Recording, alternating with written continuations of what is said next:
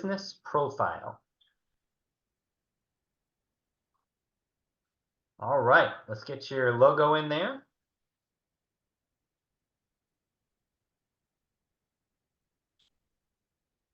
And if you're watching this recording and you do not have a logo yet, I encourage you to go ahead and Google yourself an AI logo maker and bang out a logo.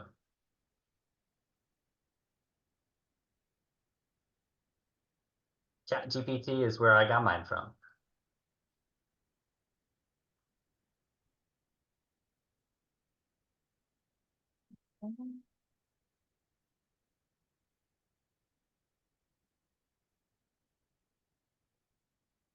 Perfect. Do you want to put first responders there? Or life, financial services.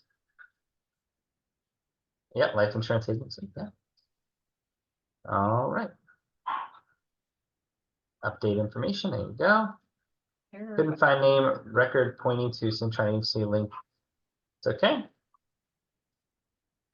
With this one? Yeah. Give that a try. Hit that add domain, see what happens there.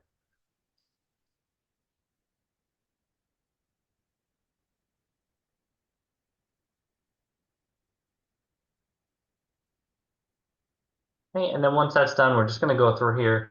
We're going to make sure all the other information is accurate and edit as necessary. Yep. There you go. Boom. Next. Yep. And that little logo that you just saw, this tricolor logo here, that is the icon for Lead Connector. So if you're looking for it in the App Store, that's the image that you're looking for. Perfect. Love it. Okay. So DNS we can require for 30 seconds. Try. Okay, so we'll give it a moment here.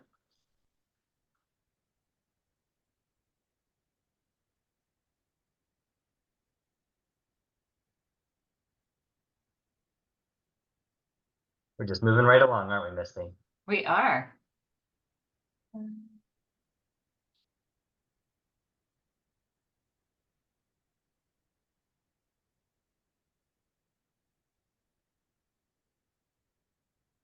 There was a problem with this. Couldn't find CNAME record pointing. Okay, we're going to come back to that. No worries. Okay. Yep, that's actually just a setting in your DNS server. That's probably the most complicated thing that we'll encounter. Not critical at this moment, so we'll come back to that. Right, and so we're going to scroll on down the page, make sure all that information, time zone, and everything is correct. Top, yep, that's fine.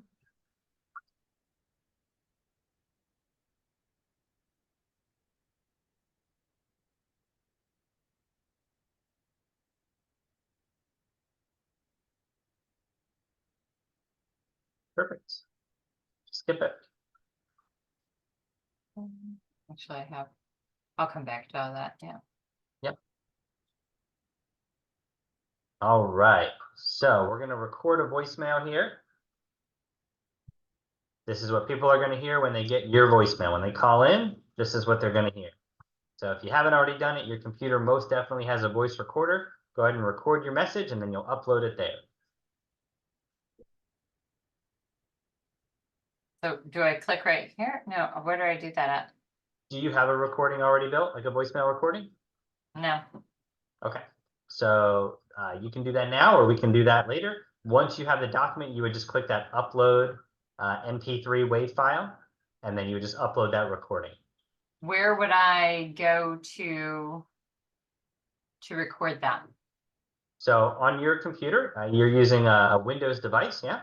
Mm-hmm. Yeah. So from your Windows search bar at the bottom, okay, if you pop that open and just type in the word record or sound, you're going to get a little microphone sound recorder. I got steps recorder.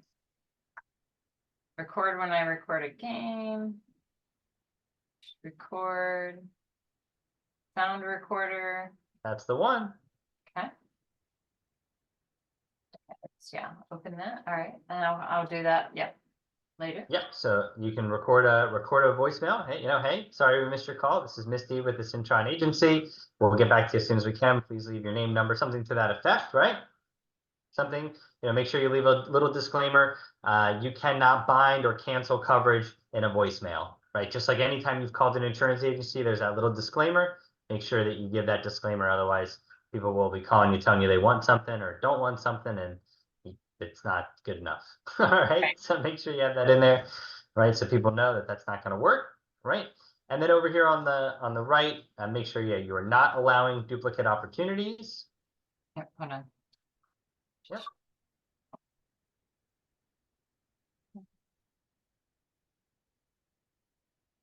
You don't need to do that just yet, but that's fine.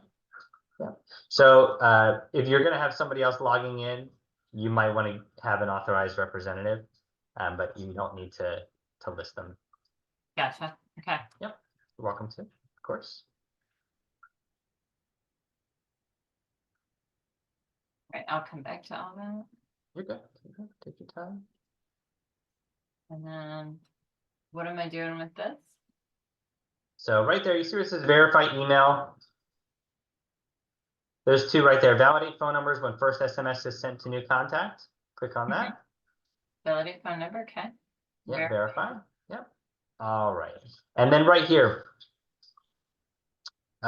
see where it says make SMS compliant by adding an opt-out message? Yeah. Okay, so that's necessary. The next one's necessary, and you can see the language there. You can change it. You can leave it. I say leave it. The vast majority of people, that's the language that they're seeing in a text message like this. And so anything that stands out is just going to draw attention to it. So just leave it be. And then below that, you see it says thanks, comma, Cintron Insurance Agency. You're welcome to change that if you'd like. And then the same thing for the email. There must be that unsubscribe link, which is built in right there. So you don't have to worry about it. Okay. All right. So just real quick, this thing that we just did right here, this is what's making you compliant. You put in your personal and your business information, and you've managed your messaging procedures to have all the compliant language that is required. Okay. So your bases are checked there. So we're going to scroll all the way down. Now, do you want to have it automatically text somebody if you miss their call? Yes. So you can do that. Just remember that this is where it is, okay?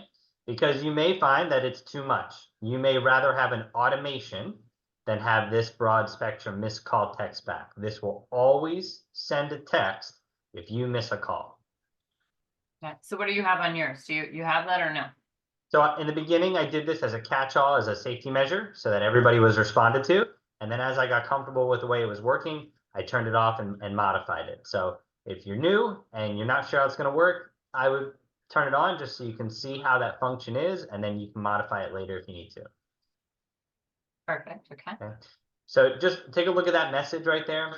So I did adjust my message, say something like, "Hey, hi, this is, So you could actually just type in your name, right? Hey, this is Misty. Sorry, I missed your call. I'll get back to you, as soon as possible, right? Because sometimes you'll get a call from somebody that you were just talking to, but now you're on the phone with somebody else, and you were expecting their call, and you don't want them to get that text, "How may I help you?" Right. Seeing if the test went through. Let's see the alert. Right? So location is the Cintron agency. Cintron Insurance Agency. Okay. So folks that are watching this, what happened just now was Misty just tested that. She put her phone number in. She sent that test text. She got that text, and the location name came up, Cintron Insurance Agency. So that's how that text read. Hi, this is Cintron Insurance Agency. So if you don't want that, you want it to say something else, you can manually type it. Since it's always going to be coming from Misty, you could type in your name, Misty. Hey, this is Misty. Okay.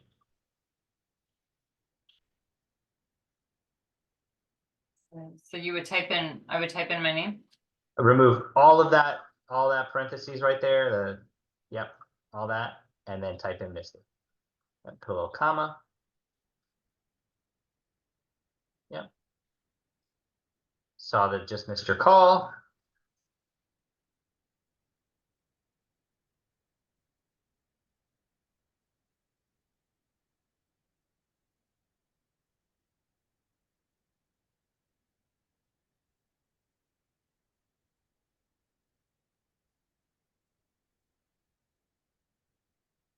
I like the word couple. I found that using the word family kept me out of trouble. Because it could be my family. Very true. Yep. Okay. All right, got that. Okay.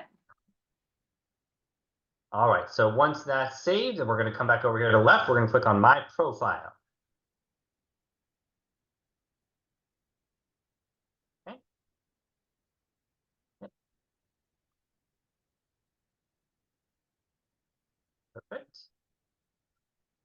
Okay, and so this is where you're going to set up your email signature. So this is when you click on a user signature, when you go to send an email and it does a default signature, this is where that information is coming from.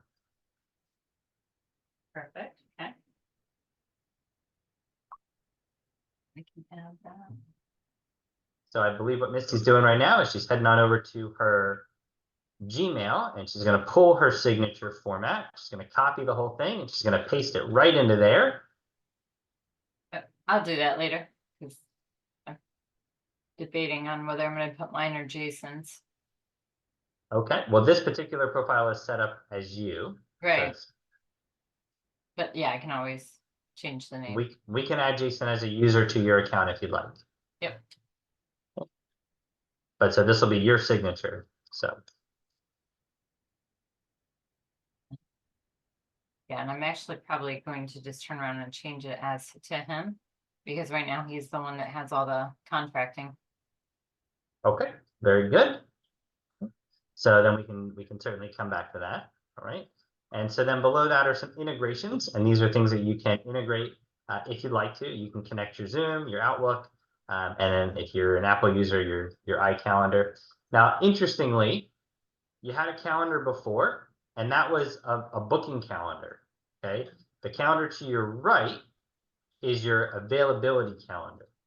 So all of your calendars will exist inside of this calendar. I know that's a little bit complicated. It is a little bit confusing. It is a little bit redundant, but it is a way to protect you from getting calls at 2 o'clock in the morning. Yeah.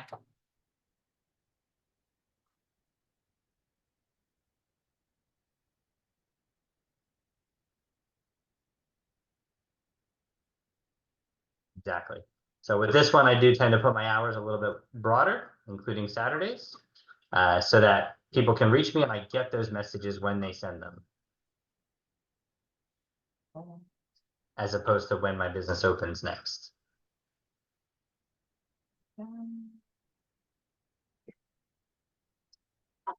Doing the two-way sync on the Gmail, right? Yep.